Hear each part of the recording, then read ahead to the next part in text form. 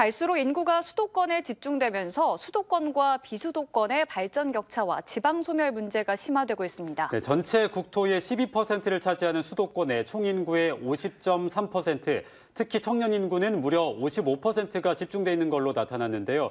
오늘 시사와이드에서는 지방 청년 유출을 주제로 한웅희 캐스터와 함께 이야기 나눠보겠습니다. 안녕하십니까? 네, 사실 수도권의 인구 유출 문제가 어제 오늘 일은 아닙니다만 최근에 좀 문제가 심각해진 이유가 있다고요?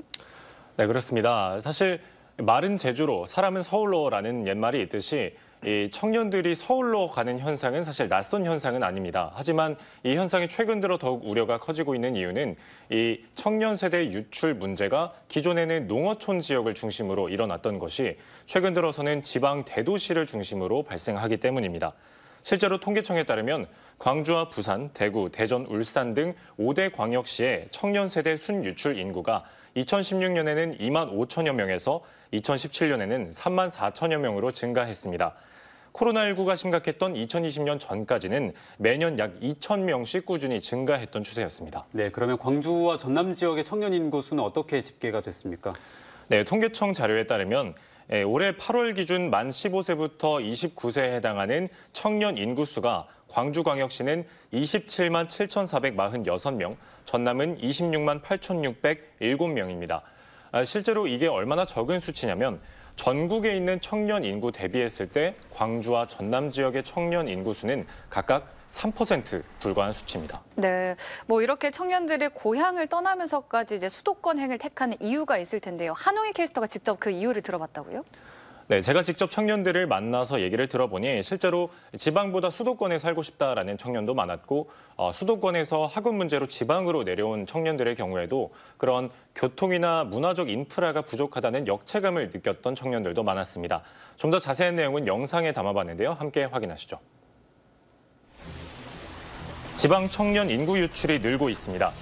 이는 지역 간 발전 격차와 지방 소멸 문제로 이어질 수 있기 때문에 계속해서 문제가 됐지만 정부는 물론 각 지자체에서 이렇다 할 해답을 내놓지 못하고 있는데요.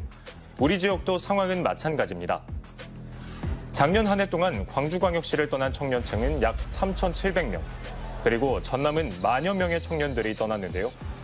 2017년부터 지난해까지 전남 지역 청년층의 순유출 인구는 무려 5만 명을 넘습니다. 이에 대해 광주전남연구원 인구정책지원연구센터는 청년 인구가 교육과 일자리, 더 나은 생활 인프라를 찾아 수도권 지역으로 옮겨가는 것이라고 설명했습니다. 지역 청년들에게 수도권으로 가고 싶은 이유를 직접 물어봤습니다. 약간 외국 작가들 오시는 것도 막 엄청 유명한 작가분님들이 오시는 게 아니라 5.18 관련된 분들 오신다거나 그런 게 많은데 조금 더 트렌디하거나 그런 문화생활이 많이 옵니다.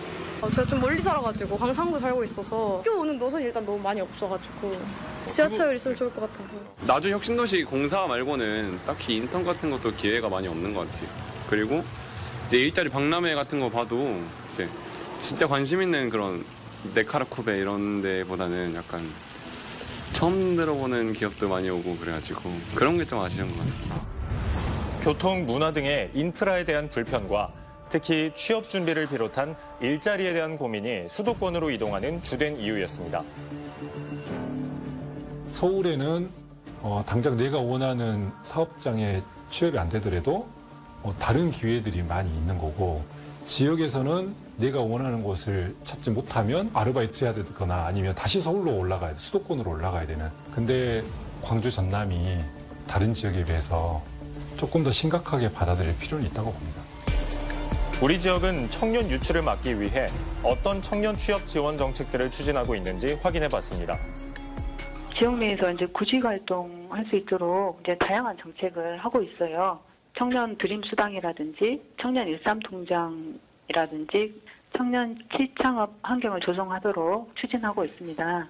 광주시는 이외에도 청년들을 돕기 위해서 구직 활동, 창업 지원, 지역사회 정착 등에 관한 다양한 정책을 마련하고 광주 청년 정책 플랫폼을 통해서 적극 홍보하고 있으니까 나에게 맞는 정책을 찾아서 우리 청년들의 꿈을 이루었으면 좋겠습니다.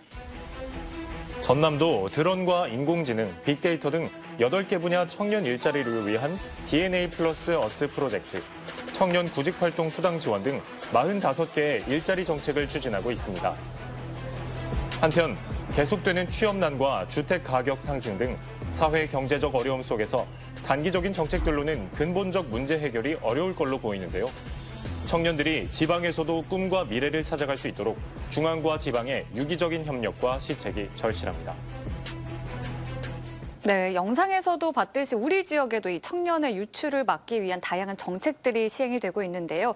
이런 정책에 청년들의 목소리가 반영이 된다면 더 효과적인 영향을 내보일 수 있겠죠. 그런데 우리 청년들의 이야기를 들을 수 있는 자리가 있었다고요. 네, 그렇습니다. 지난달 23일부터 3일간 금남로 일대에서 광주 청년 주간 행사가 열렸습니다. 행사의 한 부스에서는 청년인 당신에게 필요한 정책은? 이란 질문이 있었는데요. 해당 질문에 사회초년생의 경우에는 양질의 일자리 그리고 지원금 등의 의견을 냈고 대학생의 경우에는 자격증과 프로그램 지원 그리고 실무 중심의 교육이라는 답을 내놨습니다. 그 사이에 있는 취업준비생의 경우에는 취업 준비 지원 그리고 모의 면접 캠프 등의 지원 정책이 필요하다는 의견을 밝혔습니다. 네, 이 지방에 있는 청년들이 수도권으로 만약에 유출이 된다면 사회적으로 좀 부정적인 영향이 있을 것 같은데 어떻습니까? 네, 실제로 그런 부정적인 영향은 비수도권과 수도권 모두 영향을 끼칠 걸로 예상이 됩니다. 우선 지방 인구가 직접적으로 감소될 뿐만 아니라 청년 세대가 이 출산 인구라는 점에서도 이 출산율도 감소해서 지방 인구의 자연적인 감소를 악화시킬 걸로 보입니다. 이미 2015년 대비 2020년의 출생아 수가 비수도권은 약 8만 5천여 명이 줄어든 상황입니다. 또한 지방 인구가 줄어든다는 건 생산 가능 인구가 줄어든다는 뜻이기도 한데요. 생산 가능 인구가 줄어들게 되면 비수도권 지역의 중장기적인 성장에도 부정적인 영향을 끼칠 가능성이 높습니다. 또한 수도권도 이런 부정적 영향은 마찬가지인데요. 수도권에 인구가 집중이 되면 집값이 상승하고 그에 따라 주거비에 대한 부담이 증가하면서 그런 부작용이 나타날 가능성이 큽니다. 네, 이런 문제들은 지자체뿐만 아니라 정부에서도 많은 지원이 필요할 것 같은데요. 윤석열 정부에서는 이 지방 소멸 문제를 해결하기 위해서 어떤 정책들을 내놓고 있습니까? 네, 윤석열 정부는 수도권과 비수도권 격차와 지방 소멸 문제를 대응하기 위해서 지방시대를 핵심으로 지역 간 격차 해소를 강조하고 있습니다. 특히 초광역 메가시티로 부르는 거대 도시를 조성해서 신산업과 교통 인프라를 권역별 맞춤형으로 지원한다는 정책인데요. 수도권 집중을 완화하기 위해서는 지방으로 이전한 기업에 대한 제세 지원을 늘리고 또 지역 소멸에 대응하기 위해서는 인구 감소 지역에 대해서 보육, 교육, 의료, 주거를 지원한다고 밝혔습니다. 이런 지역 인프라를 개선을 추진하기 위해서 올해부터 2031년까지 10년간 매년 1조 원을 지원하는 지방소멸 대응기금을 신설했는데요. 전국 지자체에는 올해에는 7,500억 원이, 내년에는 1조 원이 투입될 걸로 보입니다. 다만 이는 지역 격차를 해소하기 위한 정책일 뿐 청년 문제에 직접적으로 대응하는 문제는 아니기 때문에 좀 더 청년들의 문제를 좀 더 직접적으로 대응할 수 있는 그런 다양한 정책들이 필요할 걸로 보입니다. 네, 정부의 지역균형 발전 추진이 구호에 그치지 않고 지역과 청년이 실질적으로 느낄 수 있는 정책으로 이어지기를 바랍니다. 오늘 말씀 잘 들었습니다. 고맙습니다.